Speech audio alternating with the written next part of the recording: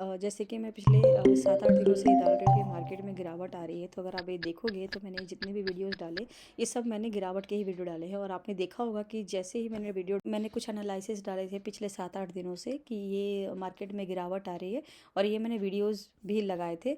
और यहाँ पे मैं डेली एनालिसिस अपलोड करती हूँ। तो चलिए निफ्टी 50 के लिए बात कर लेते हैं। तो ये हमारे कल के लेवल से, ये देखो आप, इस तरीके से मार्केट यहाँ पे उठा है और इस तरीके से गिरा है, ठीक है। अब मार्केट का जो सेंटीमेंट है वो बिल्कुल ही अनस्टेबल है, क्योंकि वो स्टेबल ही नहीं है। तो आप उसको कैसे प्रिडिक्ट करोगे, तो बहुत टफ हो गया है। क्योंकि मार्केट में कल सेंटीमेंट है, जो मेरे एनालिसिस है उसके हिसाब से कल गैप अप होने वाला है।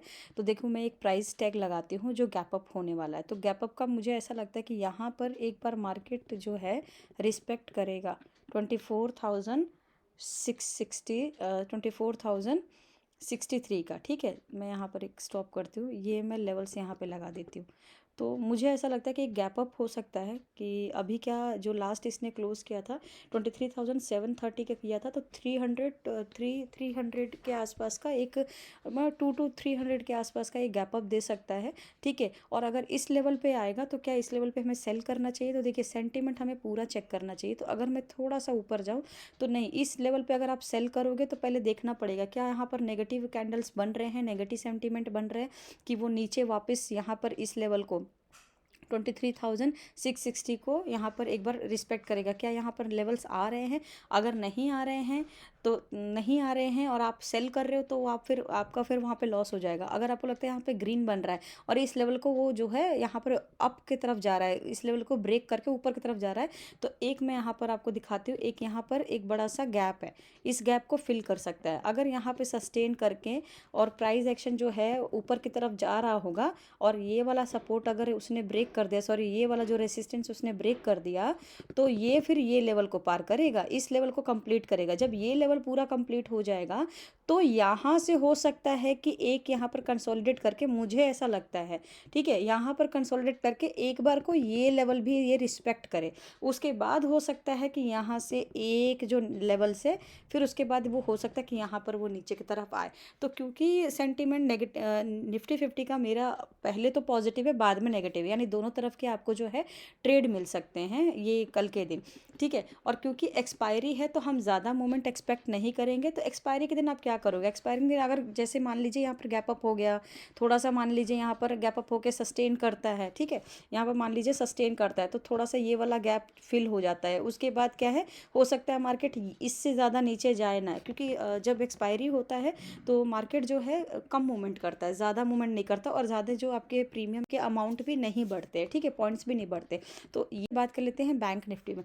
बैंक निफ्टी में क्योंकि आप देखोगे कि बैंक निफ्टी में जो हमारा कल के दिन था वो पूरा एक कंसोलिडेट एक रेंज में ही साइडवेज ही बन के रहा। बट अगर आप देखोगे कि यहाँ पर एक फ्लैग पैटर्न बन रहा है, ये जो पैटर्न है अगर आप देखोगे तो एक फ्लैग पैटर्न बन रहा है। यहाँ पर मैं एक फ्लैग पैटर्न बनाती हूँ, देखो पैटर्न भी देखना चाहिए। अगर आप देखोगे तो इस तरीके से एक फ्लैग पैटर्न, अगर मैं इस तरीके से पैटर्न देखूं, ठीक है, अगर मैं इस तरीके से देखूं तो ये एक फ्लैग पैटर्न, ये ऊपर की तरफ का पैटर्न दिख रहा है, ठीक है। और अगर मैं इस वाले स्टिक को अगर मैं ऊपर की तरफ लेके जाऊं यहाँ से, तो ऐसा लग रहा है कि नीचे जो है, मैंने एक यहाँ पर भी एक लेवल लगाया है, एक लेवल ये है हमारा जहाँ पर ये एक बार को रिस्पेक्ट करेगा। मान के चलिए कि ये मार्केट जहाँ पे क्लोज हुआ है, हो सकता है कल के दिन 51,500 को टच कर दे और फिर वहाँ कंसोलिडेट करे, वहाँ पे थोड़ा सा ग्रीन में सेंटीमेंट बने, तो एक बार को ये 51,737 भी टच कर सकता है, और फिर वहाँ से एक गिरावट देखने को मिलेगी हमें। तो जो पहला गिरावट रहेगा, जो पहला हमारा गिरावट रहेगा,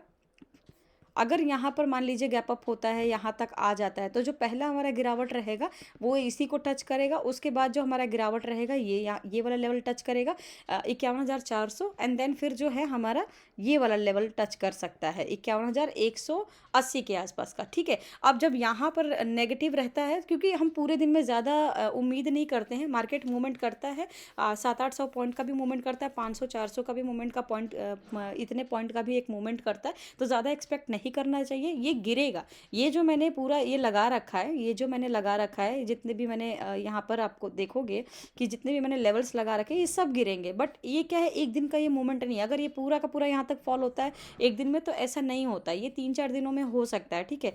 तो हमें इतने ही उम्मीद करने चाहिए। बाकी आप देखोगे अगर ग्लोबल डेटा देखें तो ग्लोबल डेटा जो है अभी पॉजिटिव है, तो मार्केट कल के दिन गैप अप ओपन होगा, जो मेरे एनालिसिस है। बाकी आप अपने हिसाब से ट्रेड करो, आप कंसल्ट करके ट्रेड करो, बट आप सीखने पर ज़रूर फोकस करो। मैं इसलिए ये सब बता पा रही हूँ क्योंकि मैंने कई समय दिए हैं, मैंने 2-3 साल इसमें दिए हैं, मैंने चार्ट पढ़े हैं, मैंने समझे हैं कि चार्ट क्यों ऊपर नीचे होता है, मैं समय देती हूँ, तब जाके मैं आपको ये सब बता पा रही हूँ। दूसरी बात, अगर आप देखो तो एफ का जो डेटा है वो अगर आप देखते हो तो इसमें आपको पॉजिटिव सेंटीमेंट दिखते हैं, जिस वजह से मुझे ऐसा लगता है कि कल गैप अप होगा।